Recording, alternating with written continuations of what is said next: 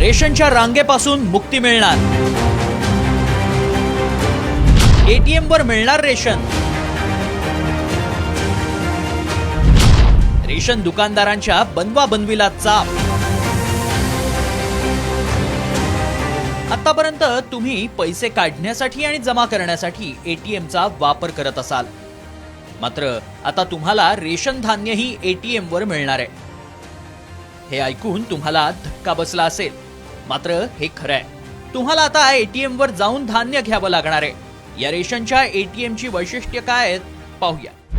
Grain डिस्पेन्सिंग machine असं या मशीनचं नाव आहे। रेशन कार्ड नंबर आणि बायोमेट्रिक प्रमाणीकरणानंतर धान्याचं वितरण करता येईल। मशीनद्वारे 5 मिनिटात 50 किलो धान्याचं वितरण होणार आहे। 24 तास एटीएम वर धान्य उपलब्ध असेल, त्यामुळेच रेशनच्या रांगेपासून ग्राहकांना मुक्ती मिळणार आहे।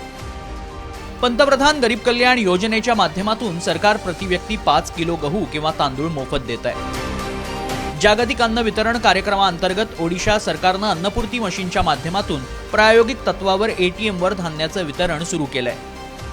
हे मशीन्स ओडिशातील सर्व जिल्ह्यात लावण्यात येणार असल्याचं ओडिशाच्या अन्न आणि नागरी पुरवठा मंत्र्यांनी सांगितलंय। या मशीनमुळे रेशनच्या धान्यात होणारा भ्रष्टाचार आणि काटमारी यापासून रेशनधारकांची सुटका होणार आहे। मात्र ही मशीन्स महाराष्ट्रात कधी आणली जाणार याकडे सगळ्यांचंच लक्ष लागलंय। ब्युरो रिपोर्ट, साम टीव्ही न्यूज।